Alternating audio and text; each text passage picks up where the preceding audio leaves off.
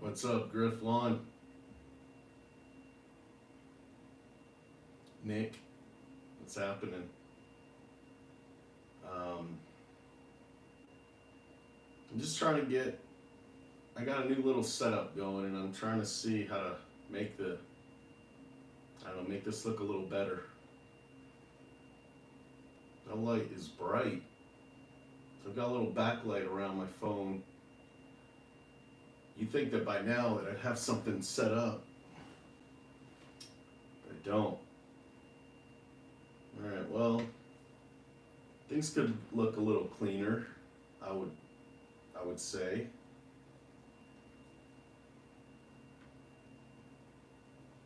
I face the camera a little better.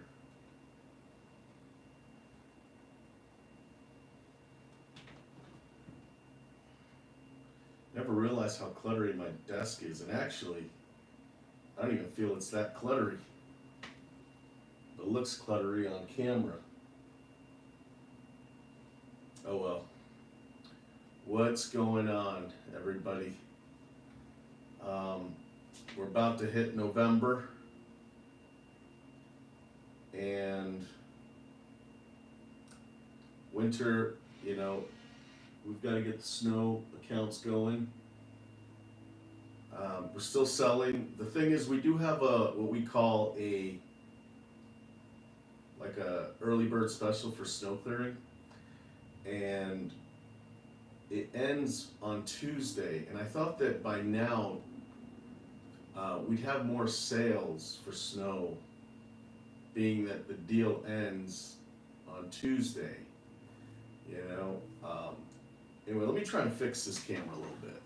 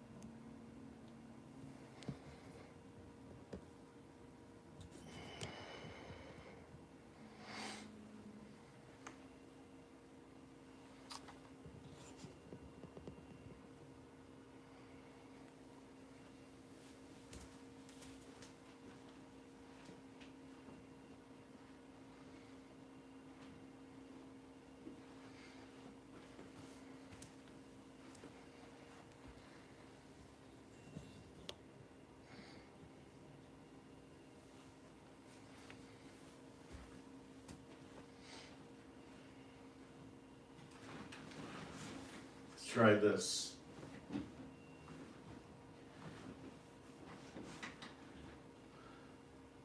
Don't love it.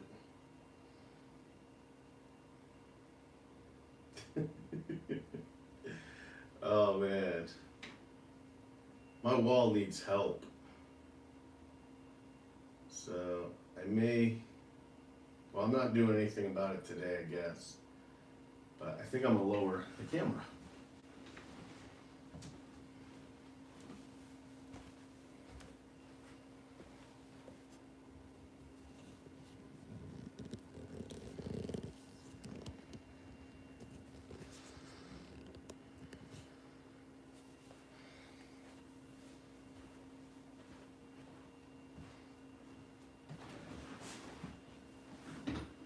All right, I think I'll go with this one.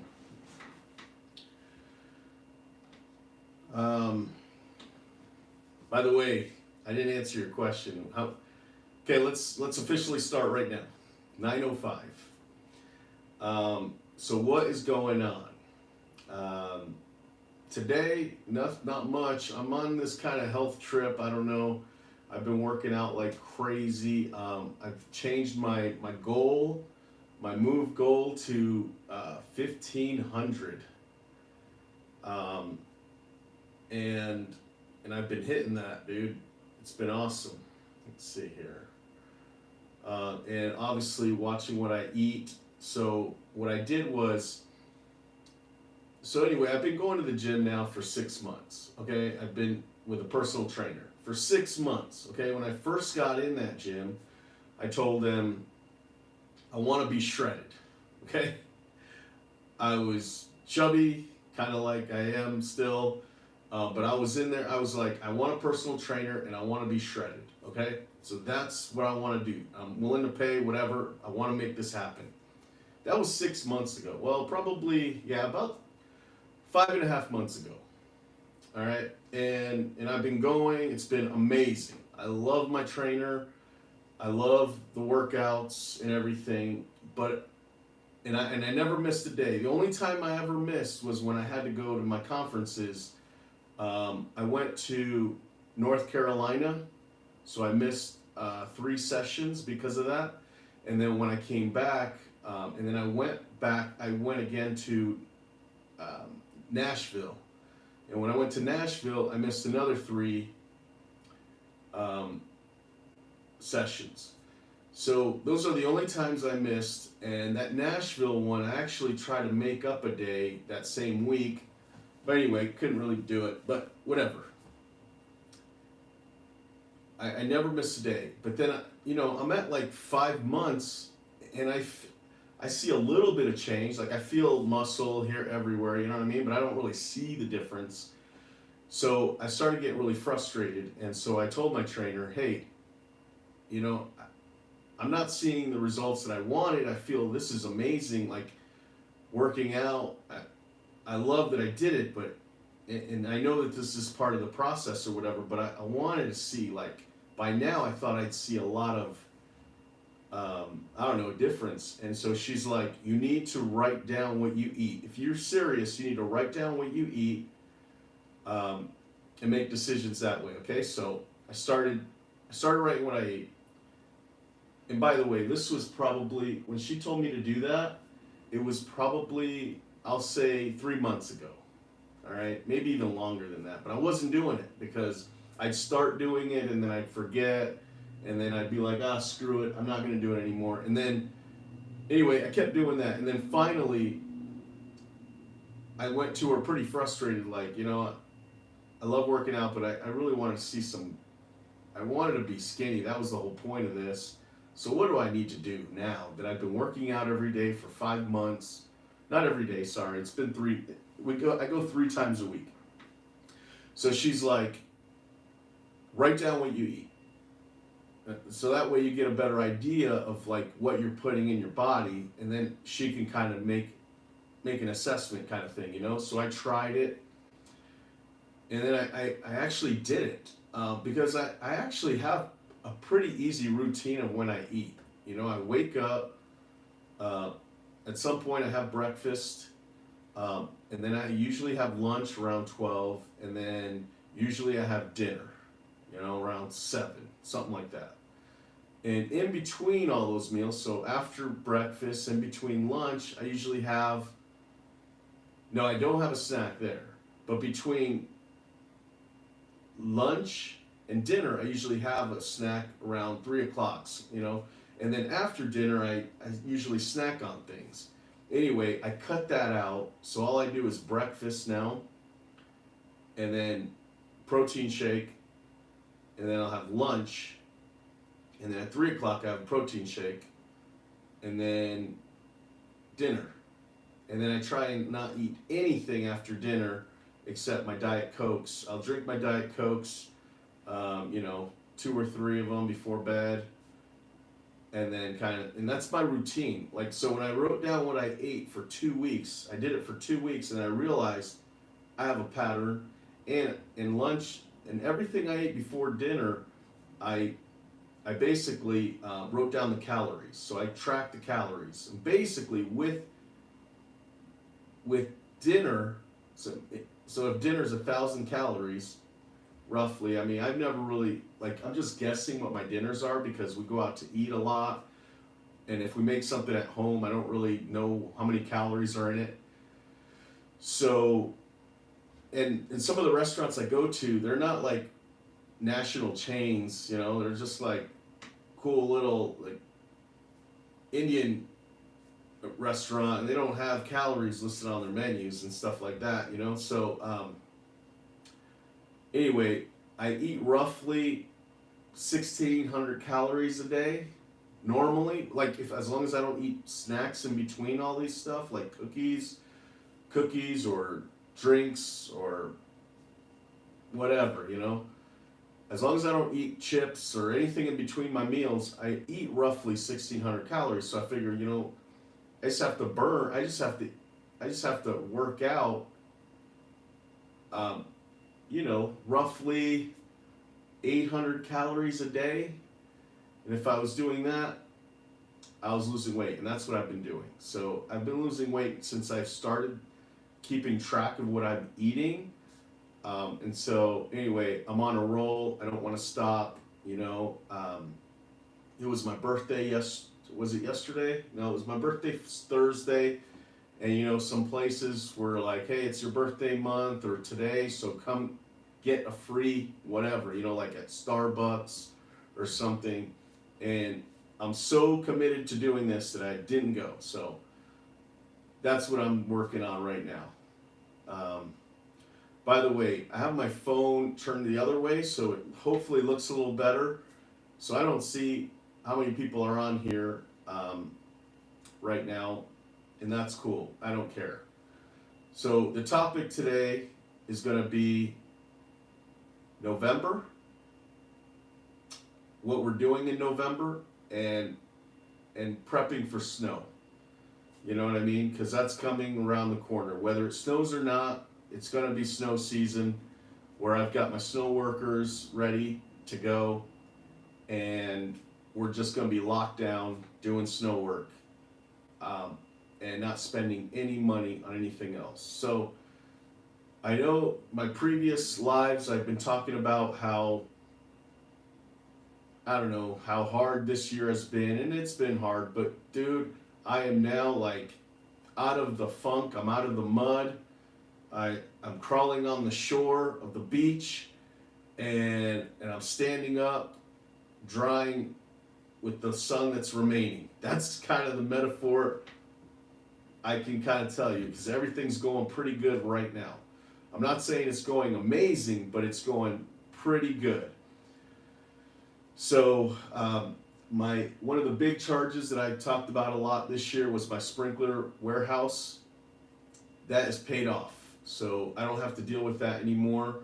So now that is completely stocked the way we want it, the sprinkler, we have a sprinkler warehouse, almost like you're walking into a sprinkler store. We have all the parts, enough for probably 4 or 5 trucks if we wanted. And so we don't need to pay for that anymore next year. So as long as it's done right, and my warehouse manager does, phase 2 is what we're calling it. Phase 1 was stocking it up, organizing it, counting, and making sure all of the trucks were accounted for, all the parts are accounted for, and tracking the warehouse to the truck. That was, and everything in the warehouse was counted perfectly. That's what we're working on still, but that was phase 1, and it's pretty much done. Phase 2 is going to be holding the workers accountable. So if they have parts that are missing, or they have too many parts because they went to the store and bought more parts, they're going to have to pay for that with their bonuses. Now, I pay my sprinkler guys awesome. I think it's one of the most freedom-driven service in my company, because the techs have a lot of freedom. You know, they have a list, and they have to book appointments, so sometimes they have to wait around for a little bit so they can go have lunch, stop, you know, I try to keep them busy, but I'm not going to be unrealistic either. Because they have to set appointments with customers, not all the time, but a lot of the times, they do have more flexibility as far as like freedom than the rest of the company. And so, you know, there has to be a payoff a little bit. And part of that payoff is we're holding you accountable for your parts. And these guys actually get a bonus. Just like every other position in my company, we do performance pay. But the sprinkler guys actually have a little more control over it than most, than everybody. The mow guys, they get bonus based on how many jobs they get done in a day. And so the freedom they have is, hey, I'm about to go to my last house. Can you give me 2, 3, 4 more? And they're earning those bonus performance pays. You know what I mean? They don't have control over how much we're charging the customer, but they have control to go faster and earn that money for that time allotted for that job. So in a way, that's a lot of freedom too. They can go on a lunch break as long as and not clock out, as long as they finish their list in the budget time that's allocated for that day for all the jobs to get done. So there's freedom there. And the garden guys, they don't really have a lot of freedom, but the freedom that they have is, we'll say like the garden landscaping division, we'll quote a job that's, 50 hours, and sometimes they'll get it done in like 40 hours or 45, or sometimes even faster than that. And so they have, because they're experienced at what they do, they can move a little faster than, but honestly, they're kind of restricted a little bit, because the person doing the estimate, if they're wrong, then they're kind of screwed a little bit. So it's kind of like they have to work together, but there is freedom, because there's certain jobs that are really hard to just do in general, but our guys have either the really good equipment to do that work, or they're just good at it because they've done so many of them, that we can still charge the premium rate for it. But since our guys are so efficient at it, they actually earn some bonus pay because they've got it done a lot faster. But honestly, they have the least amount of freedom.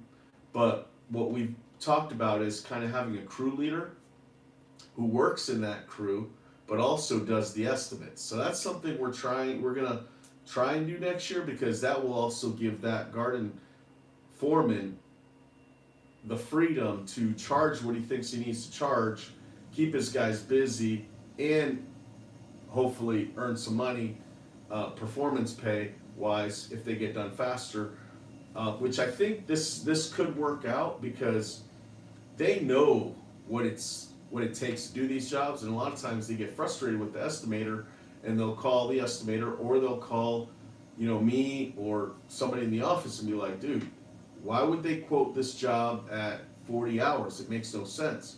And then we have to explain to them it's because that quote is 2 months old, and in order to get the job, we gave them 5-10% discount because they weren't going to sign up. So in order to keep you guys busy, we had to give them a deal, and that cut your budget hours. Sorry. So those kind of things, you got to educate your workers too, because they think, we're just trying to screw them over somehow. But that's not always the case as far as like low budget hours. But there are some bigger jobs that a customer just, it's a little out of their reach. They just need a little incentive, which is sometimes a discount. And we only offer that, if a lot of time has gone by and we're looking for work, because we have a free schedule coming up. And so we'll start calling some of those estimates, because we do roughly 20 garden estimates that are probably $1,000 or higher a week estimates, and we don't win all of them, So truthfully, we probably do more like 40 estimates a week, and sometimes you got. So when we tell the foreman that, hey, it was either get this job at this price, so you have to go you have to do a little faster than a job that you can take all day and still make performance pay, or you could have stayed home. Like that was the option. Those were the options, and they're usually pretty cool about it. Eden, you got rained out one day this week, chopping leaves today. Yuck. Yeah. We actually had a pretty good week. We got rained out, but we knew it was coming. So what we did was I guess the guys came in on Wednesday, No, they came in on Wednesday, and they did Wednesday's route, and they also did Thursdays and some of Fridays. So we mowed a lot of lawns that day because they knew they weren't going to work Friday or Thursday or Friday because the forecast showed that it might rain Friday as well. So we were basically telling the guys, you can earn all this performance pay if you get it all done today. It's like you worked, Thursday and Friday and Wednesday if you get all your lists done today. And so they took it on, man. I was so proud. It was 3 p.m. and they still had 50 yards on their list, but there was 8 mow guys. And they got, I think there was 6 left over by the time everybody clocked out. And it wasn't because they couldn't do it. There's a couple of guys that actually have night jobs, and I don't blame them. They hardly ever work past, I would say the latest they work is probably 4. So some of these guys start their nighttime job at like 5 or 6. And they're still making like great pay here, even though they're not working till 9. And they kind of do that to keep good relationships with the winter time, so they have a job over the winter time and everything's good for them. And I'm cool with it because it never affects us. I mean, I can't be mad at them that they didn't finish Friday's jobs on Wednesday. You know what I mean? So yeah, we made out pretty good. So it was really, really eerie this week because Thursday was here, and the weather was so bad that even the garden guys couldn't work, and we were good. Like mentally, the office, I was financially good because we already had today's revenue in the bank, which was really amazing. But it was weird because it was so quiet here, It was just had like the shop guys here. We did have a garden guy come in, just, kind of helping around the shop. It was a weird feeling. It felt like a Saturday. It felt like a Saturday, but we actually made good money. Prime, what's up? Prime, grass still grows once it's over 6 degrees. I don't know if you're asking or not, but 6 is pretty cold. I don't even know if my Kentucky bluegrass grows at that cold. But during the day it'll go up to 70 degrees and then grass grows. But yeah, the funny thing is, like, we're doing blowouts a lot. We're doing a lot of blowouts this month, because of the winterization of the sprinklers. And people are like, oh hey, I just had my sprinklers blown out, so you can stop mowing. It's like, well, do you know that grass still grows? Because it's, it's not just going to stop the second you don't water. I mean, if that were the case, we would never water grass after it gets to the height you want it. You know what I mean?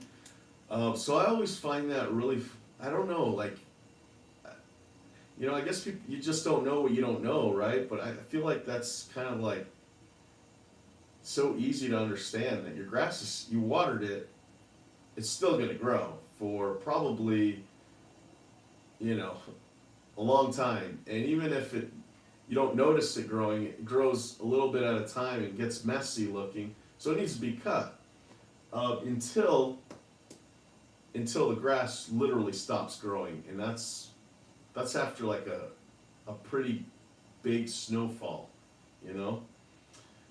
Eden, way too many leaves right now. Slows us down. No way could we make it up. Yeah, so we sent out a leaf blast yesterday, and Rachel was going to wait till Monday, and I was like, no, send it. It was Friday. I was like, send it today. And she's like, well, are you going to answer the phone? And I go, well, no, but it's the weekend, and people that are accepting that blast can, we'll have a list, and then we'll just call them Monday morning, hey, can we go today, kind of thing. And she's like, okay, so yeah, we've got quite a bit, but the problem is we have customers that are saying, yeah, I need leaf cleanups, but can you wait until they all fall? It's like, okay. um, but we do it hourly, so we do hourly, and plus a $30 or 35 or $30 disposal fee on top of an hourly service that we do for leaves. And that has always worked out for us. That way we can go while the leaves are still falling, clean up their yard, and then come back a week later, clean some more, and and they're just paying for the time that we're there. So that has worked out really good. Another thing we have done in the past is if a customer says, I only have budget, I only have this much budget, we say, well, we'll sell you a 3 or 4 hour block. And if we'll just do as much as we can in 4 hours, and if that's good, great. If you want us to do another 4 hours after that, we can. But the thing is with that, if we get done in like 2 hours, you're still paying for the 4 hour block. So it's either hourly or 4 hour blocks. Like, you gotta be firm on that because, that's just what it is. Mr. Prime, only thing that nips the grass from growing is hard ground frost. Yes, that is true. Totally true. So yeah, November is kind of an interesting month for us because we do pretty much all our services during this month. Not necessarily like busy, it's not like we're doing 100 mow jobs a day, but we're doing probably 60 to 70. And same thing with like sprinklers. We still have some repairs on the list. People want to get things fixed before the snow comes and shut their system down, or they've been meaning to get to this repair all year and they haven't been able to, and they want to do it now because they ran out of time. So we're still doing sprinkler work, we're still mowing, we're still doing garden work, we're still doing landscaping, we're doing Christmas lights. I mean, pretty much this is a weird month where we're doing all those things all month, but it's still historically a pretty slow month. I'm actually going to see what we did last year, if I have that in front of me without digging too deep. It's November. Damn it, I don't have it on here. But maybe if somebody asks me a question, I can kind of look at it while I'm answering a question. But I just want to talk about November. November's coming, and guys, you would think that I'm going to have a lot of Christmas lights. The thing is, I haven't marketed it. I sent out an email with the snow blast to our customers, just let them know, hey, we do it. But I haven't been hounding them. I haven't called customers that had it done previous years, because the truth is we make more money doing all the other services than Christmas lights, believe it or not. And not only that, like, my guys that make the most money are the best equipped to do Christmas lights, but I don't want them getting hurt. You know what I mean? So it's like a service that we do, and we have it on our website, I think, but we don't like push like we do with snow. We'll call customers, hey, were you interested in having your snow done this year? Your snow removed. Winterization, man, we call everybody, especially the customers that had it done last year but didn't sign up this year.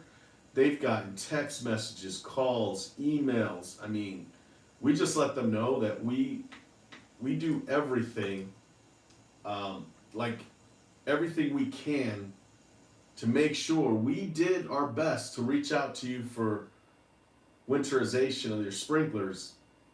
Because I don't want to hear next year, hey, my pipe's broken, I didn't know you guys did that. No, we told you, you know what I mean? We sent you text messages, emails.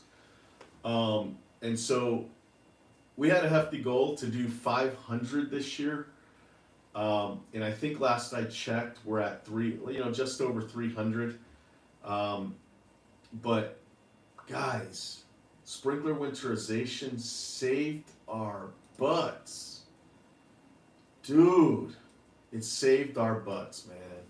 I had that final bill of $30,000 for Sprinkler World where I buy my sprinklers, and I was thinking I was going to go into winter with that on my back, and I was going to try and, I don't know, I guess take money out of the winter fund to pay it, and that was going to cripple me. But all those winterizations, guys, we were able to pay that off, pay our workers, and all the other services that we're doing are paying for our winter fund still, and just making everything work perfectly. Like, just those sprinkler winterization blowouts saved our butts, man. Saved our butts. And so they're going to start trickling in November. We got all of them done in October that called.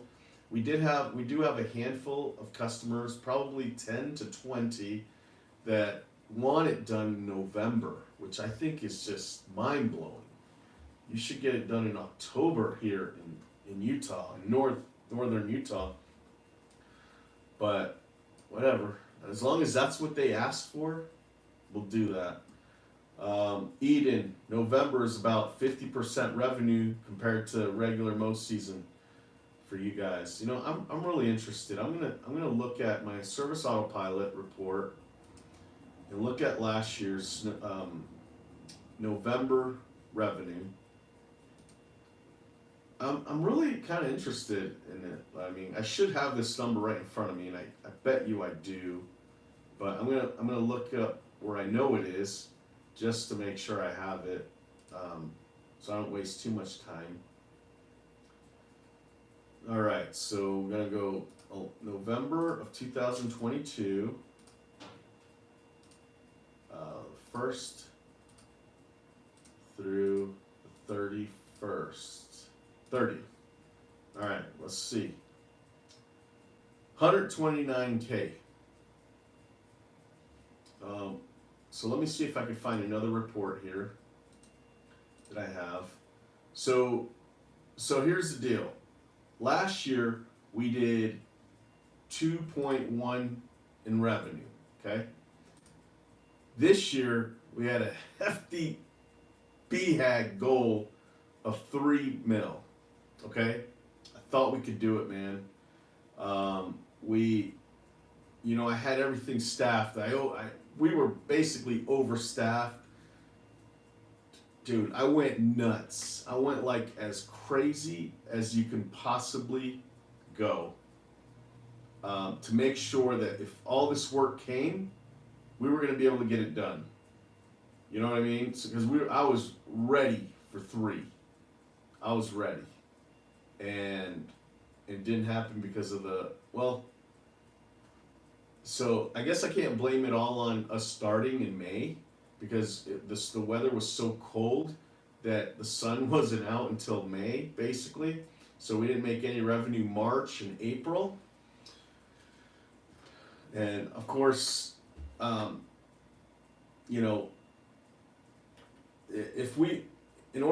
basically right now we're at 2.1, basically where we left off last year. We still have all of November, and we still have all of December, which, I don't know how much we'll make in December. I mean, I think if we're lucky, we'll match November. So we'll do 150, 140K in December if we're lucky, because we do have a strategy this year for snow removal.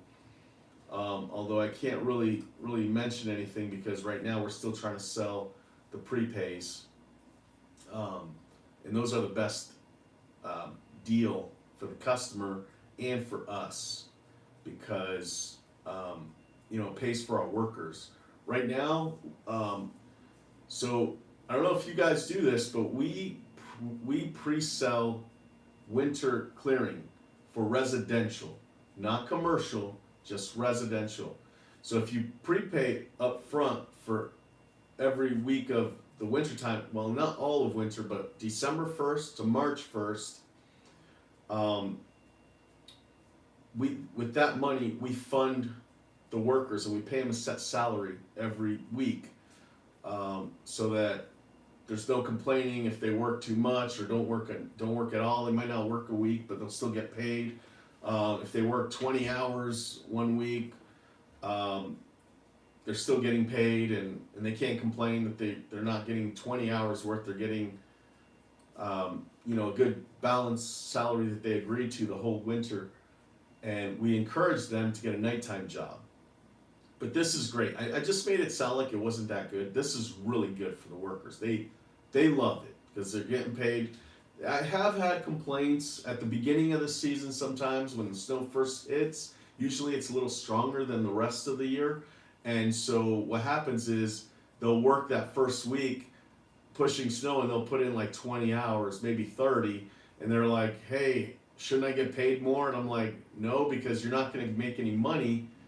And we follow all the rules. Whatever your laws are, we follow that. So we're good there too. But when you're talking to a worker, you don't want to just be that rude. You don't want to say, hey, look, we're following all the laws, so get out of my face. No. You say, look, here's the deal.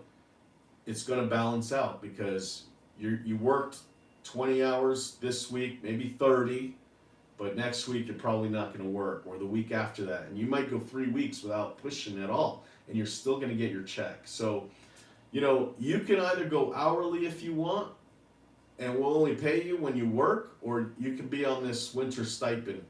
And everybody chooses the winter stipend because it'd be silly not to.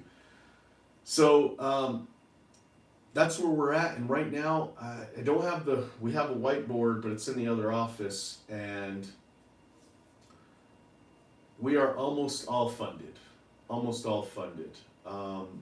With the residential clearing funds all of the workers for the winter, all of them, including the plow guys.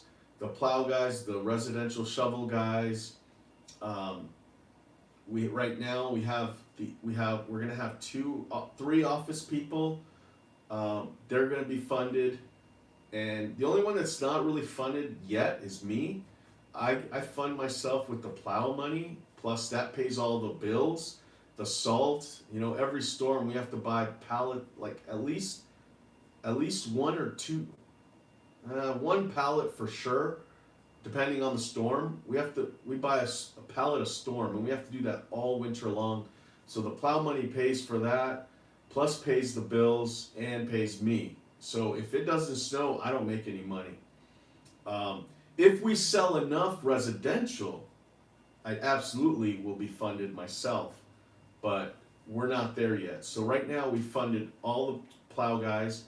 We funded half of the residential people. We have a girl in there this year, so I can't say guys now. We have a girl residential shoveler. And so anyway, we got half of them, well, more than half. There's just like 3 that are not funded yet, but it's pretty early. We have all of November, all of December. The worst case scenario, we'll have to use plow money to pay for them. And that'll be a gamble. That will be a gamble that I don't know if we're willing to take, so we're gonna have to wait and see how many we end up with. But we're going into this new phase, new year, of not doing those kind of things that don't pay the company off, that don't benefit the company, which is paying somebody all winter. As long as we have the budget for it, we'll do it, but not just because. So, I've said this before, and I say it now.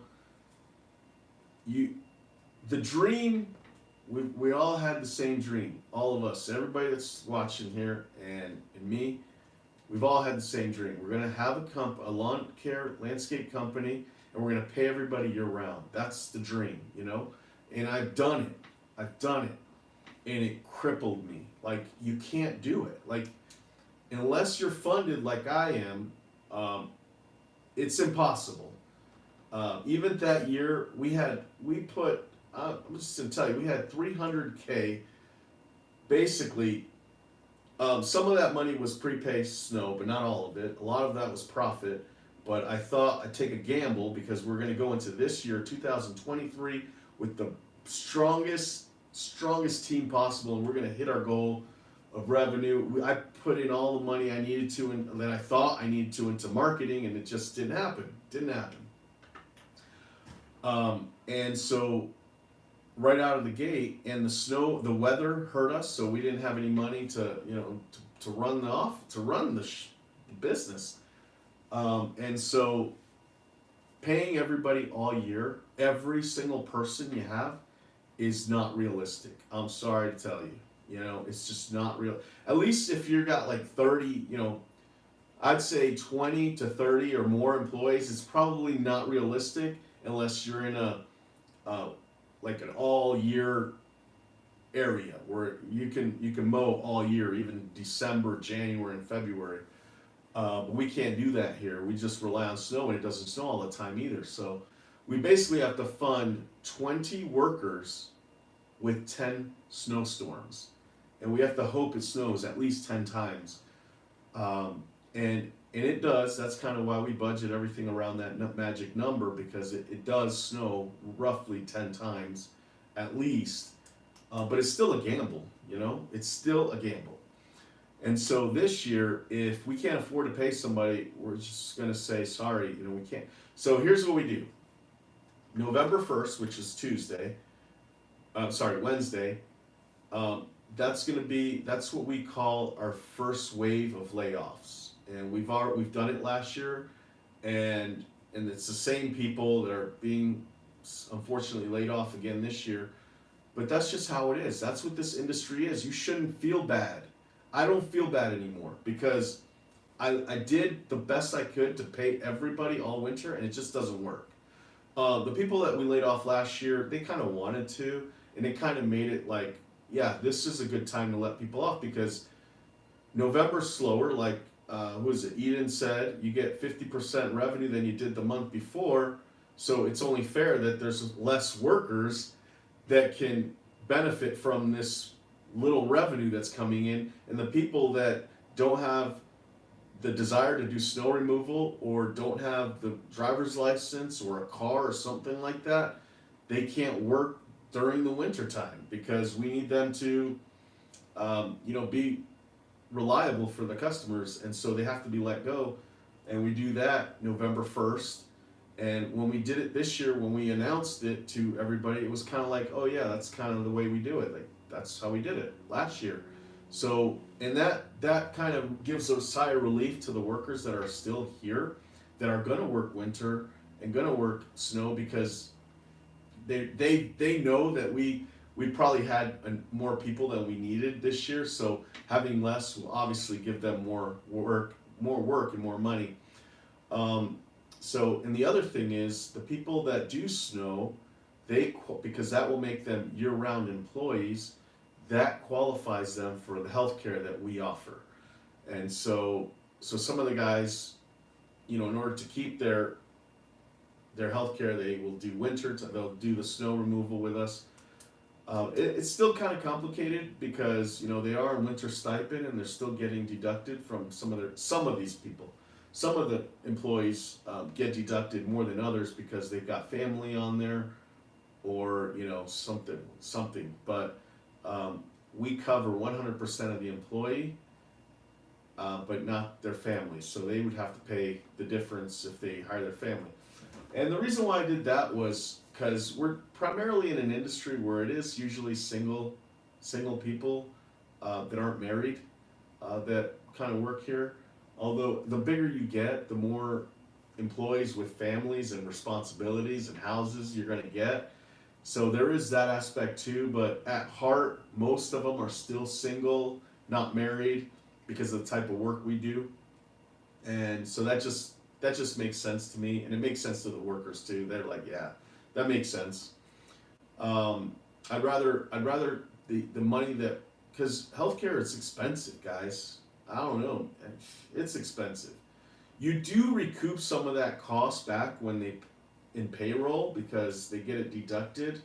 So the way that healthcare works is you pay healthcare will send you a bill, separately from any payroll company that you have or anything. They just send you a bill, or they take it out of your checking account automatically, and you pay it, and then all the people that do have benefits that do get deducted back to the company, you don't actually get the money back. Their bill is just smaller. So like, let's say for example, we've got Tom who has health care, and he wants his family on there, so his health care comes out to, let's just throw out a number. I wish I had that sheet in front of me. We'll just say $200 a week.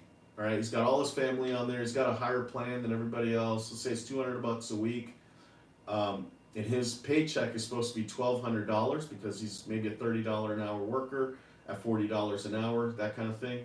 The payroll company will say you owe $1,000 for him, not $1,200, because he is negative $200 because the company, you didn't pay that to the healthcare company. I don't know. It's kind of, you know what I'm saying? So basically, you don't get the money back. You just pay a little less when it's time for their paycheck, but you're only giving back half. Depends on what plan you do, right? Depends on the plan. With me, when I pay that insurance company, because we cover 100% of the worker itself doesn't pay anything. It's only if they add their family or add somebody to their plan. I pay half less than they did for that family member, something like that. Hopefully I explained it right. It's Rachel's my in-house HR person who deals with all that, and she's really good at it. But guys, it's kind of expensive. It doesn't seem like it when you talk about it like that. You get half back, but it's a bill that you're gonna get, in the middle of whenever your billing cycle is, and you gotta pay it. And it's, right now, and the thing that makes it expensive is that sometimes it's not even a lot of people are on it, and it's expensive. It's like, dang, imagine if like everybody wanted to be on it. Wow, that'd be like a really expensive bill. So budgeting is really important when it comes to, deciding to do healthcare. And it's what's really complicated about healthcare too is that when you first get it, like they don't tell you how much it's gonna be, like until you're locked in. And you kind of have an idea, but you don't really have an idea because you don't know how many people are gonna. When they finally say we're allowing you to have health care, like, and you're in the door, you don't want to back out and get kicked out again. So you keep going. You're like, okay, we're gonna do this. We're gonna offer it to our employees, and you have no idea how many employees are gonna say, yeah, I want it. I mean, you can kind of do a head count beforehand, but it's a little different to them when you actually show it to them and they can actually sign up. And then it changes. Some people will say no to you, but then when you have the opportunity right in front of them, they will take it. And then next thing you know, you thought you were going to be paying $1,500 a month. Next thing you know, you're paying $4,000. So that's the kind of scary thing with healthcare. So what I guess I would say is, if you're really good at budgeting your year out, budget as if everybody's going to sign up that qualifies. See, that's the other thing. It's like, the cool thing that healthcare allows is that you don't have to give it to everybody. You can make it legally binding where just office administrators get healthcare. That's in our handbook. That's the way it is. You can make it so in our case it's whoever does snow clearing. Not necessarily snow clearing, but whoever works during the snow season, December, January, and February, they qualify for healthcare in my company because we know that that's a limited position. Like, we know that we only want people that want to do snow to work here. So the people that are on our snow roster, I'm glad that we're giving them an extra benefit all year because they want to be here for the wintertime. And it's not like everybody can sign up because and we can tell people, no, we actually don't want you to do snow, or you you didn't do a good enough job last year to warrant being back on the snow route this year. So unfortunately, you lost your benefit. You know what I mean? So it's one of those things. It's a love-hate relationship with the health insurance bill. Anyway, I didn't know I would talk about that, but that is actually due November 10th. And so it is kind of why I mentioned it, but didn't know we were going to talk about it. Edith, we have all bills prepaid through April. Also, all payroll is in the bank to get through winter. Awesome. That's the way to do it, guys. That is the way to do it. We basically do the same thing. That prepay money that we have, we don't keep it in the bank. We take it a step further. We give it to the payroll company. So, and then we tell our workers, that's it. We don't have any more money, so don't ask for an advance. You're not gonna get it. You know what I mean? Like, it's just done. It's done. It's automatic. Just come to work on time and make sure your list is done every snowstorm. And every time we need you, you answer the phone, and you're good. You keep it. But and that allows me giving.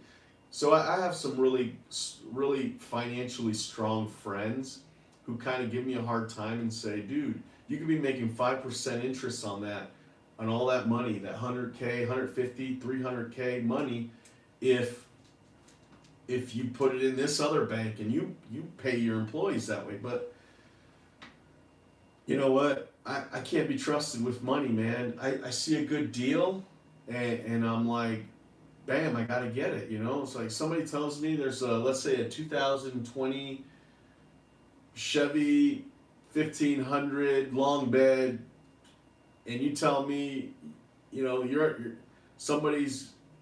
I have the opportunity to buy that for $10,000, I'm probably gonna buy it. You know what I mean? So, and it's not like, you know, because those deals don't come around. Like, all the trucks I have are because I got a good deal. Like, there might be one or two trucks where I probably paid, you know, what everybody would have paid for, because I probably was last minute thing that I really needed. But for the most part, all the trucks I have are because I found a good deal. And I wasn't even looking for it. It just kind of landed on my lap. And you can't turn those down at some point, you know? I'd say when you're at 1.5 million, like at that point, you need to buy things just because they're good deals, because you're going to need them. That climb from 1.5 to 2, it's a climb. And you're going to have the equipment, because things can happen. When you've got that much momentum and that many workers, your presence is stronger. Work kind of gravitates more freely to you, and you need some equipment. And it'd be hard to buy trucks and equipment while you're scaling, like in the process of, you know, trying to keep up with all the work and keep people busy. So at some point, you do need to buy things that are good deals. You found a grandstand for $4,500, you probably got to do it, you know? So that was the stage I was in, but I still have that mentality. You know, I have truck dealers who call me regularly. They text me all the time. Hey, I've got this deal. Like, I'm at an auction. What do you think about this truck? Should I get it? And sometimes I'm making deals right there. Like, I don't know, how much would you sell it to me for? I'll sell it to you for just 10% more than I buy it. You know, stuff, you know, right off the bat. I'm like, all right, do it, you know, but don't go past whatever. So people are gnawing at me all the time trying to, you know, and so I got to get that money away from me. If I put this in the payroll, I don't have to deal with it. And in fact, I just take it another step further.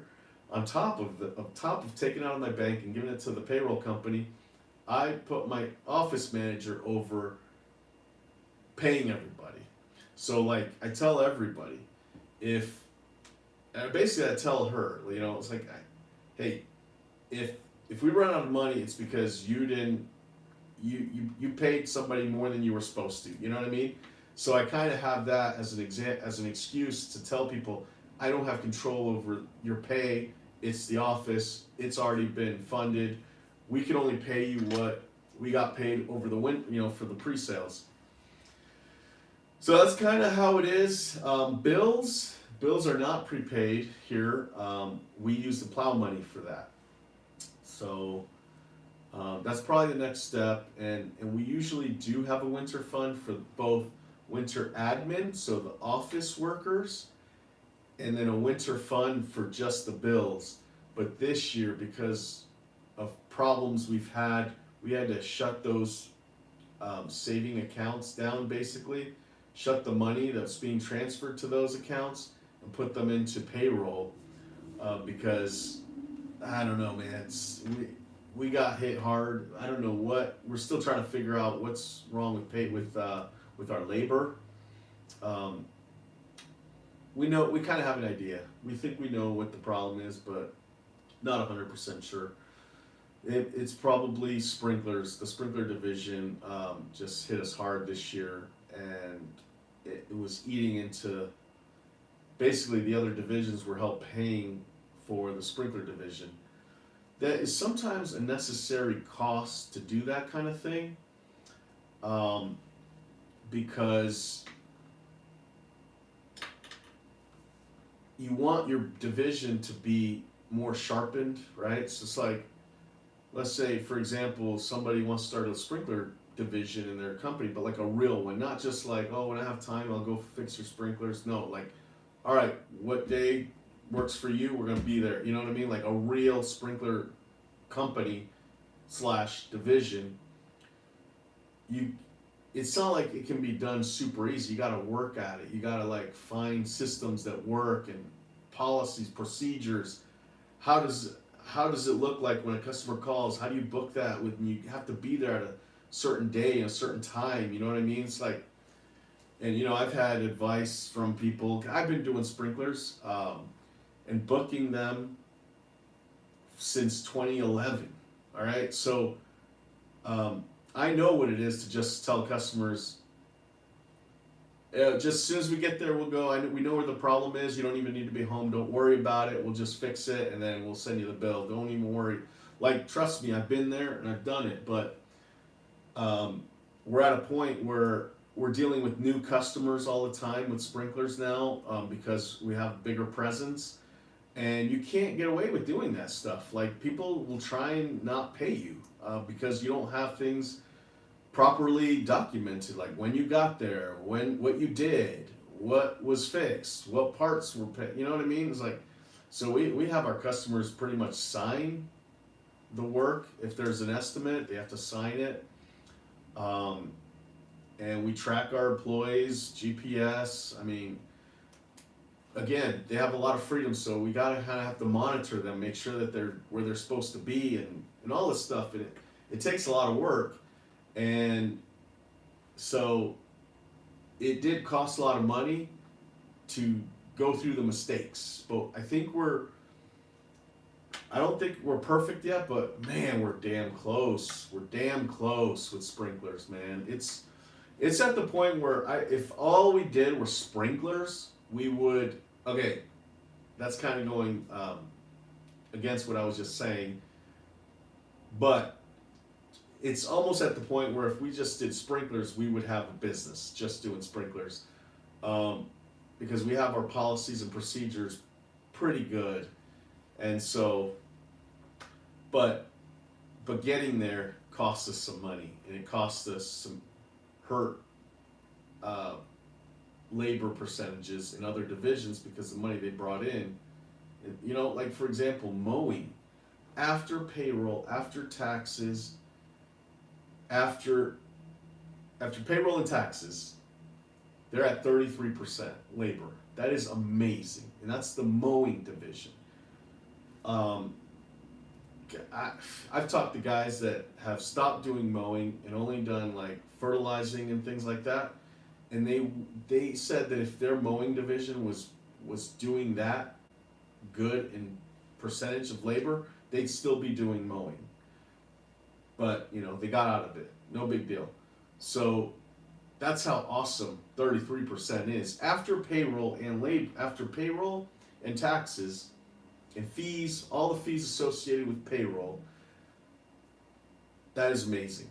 And so it kind of gets diminished when the sprinkler division needs, I don't know, $3,000-$6,000 from that division to pay for payroll of the sprinkler division. That's kind of what we had to do. So that's why like our numbers are kind of like, you know what I mean? They're just messed up because you can't account for that, right? It's like if the sprinkler man-hour rate is supposed to be, let's say, $90 an hour, but we're training people, like somebody, like it's hard to say because we didn't have that data like we do now, and I don't even know if we still have the data now. But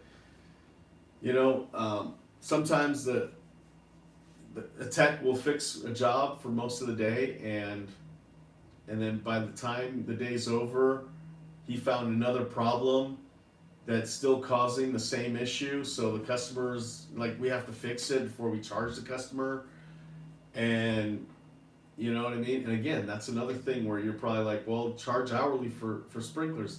That doesn't really work either because,